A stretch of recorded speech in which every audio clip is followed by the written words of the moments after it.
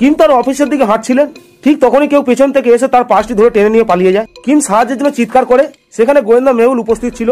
তিনি বললেন যে তার পাশে কিছু ফুল আছে। কিম মেহুলকে সেই দিকে দেখিয়ে দিলেন যেদিকে সেই চোর পালিয়েছে, আর মেহুলও সেই দিকে চোরকে খুঁজতে দৌড়লেন। কিছুক্ষণ যাওয়ার পরে মেহুল কিমের পাশটি খুঁজে পেয়েছে, তবে সেটি পুরোটাই খালি ছিল, তার ভেতরে কিছুই ছিল না।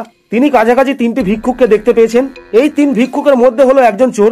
আপনি কি অনুমান করতে পারেন যে তিনি কে? এই 1 নম্বর ভিক্ষুক, 2 নম্বর ভিক্ষুক, না 3 নম্বর ভিক্ষুক?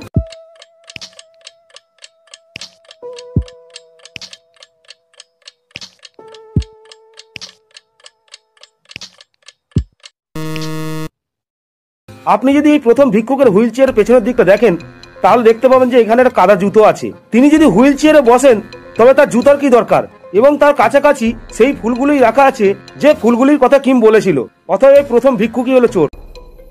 একটি হোটেলে ডাকাতি হয়েছে। হোটেলে সেই ডাকাতির জন্য গোয়েন্দা মেহুলকে ডাকা হয়েছে। মেহুল 4 জনকে সন্দেহ করে তাদের জিজ্ঞাসাবাদ করতে শুরু করে। প্রথম ব্যক্তি বলে, আমি আমার ঘরে ঘুমুচ্ছিলাম, ডাকাতি সম্পর্কে আমি কিছুই জানি না। দ্বিতীয় জন বলে, আমি চোরকে দেখেছি, তিনি একটি মুখোশ পরেছিলেন, তিনি এত তাড়াতাড়ি পালিয়ে গেলেন যে আমি তাকে ধরতে পারিনি। তৃতীয় ব্যক্তি বলে, আমি চোরকে দেখেছি, আমি তাকে হোটেলের বাইরে অনুসরণ করছিলাম, কিন্তু আমার চশমার কাঁচগুলি এত ঘোলা হয়েছিল যে সে কোথায় পালিয়ে গেল আমি তাকে দেখতে পাইনি। এবং চতুর্থ ব্যক্তি বলে, খুব ঠান্ডা ছিল, আমি একটি শব্দ শুনেছিলাম, কিন্তু সেই শব্দ শুনে আমি যখন বাইরে এলাম তখন বাইরে আমি কাউকে দেখতে পাইনি। এখন এই 4 জনের মধ্যেই হলো একজন চোর। আপনি কি অনুমান করতে পারেন যে সে কে? এই 1 নম্বর ব্যক্তি, 2 নম্বর ব্যক্তি, 3 নম্বর ব্যক্তি, না 4 নম্বর ব্যক্তি?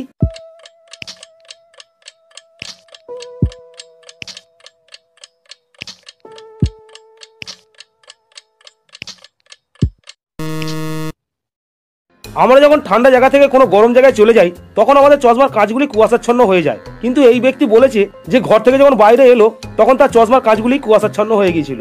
অতএব ইনি মিথ্যে কথা বলছেন।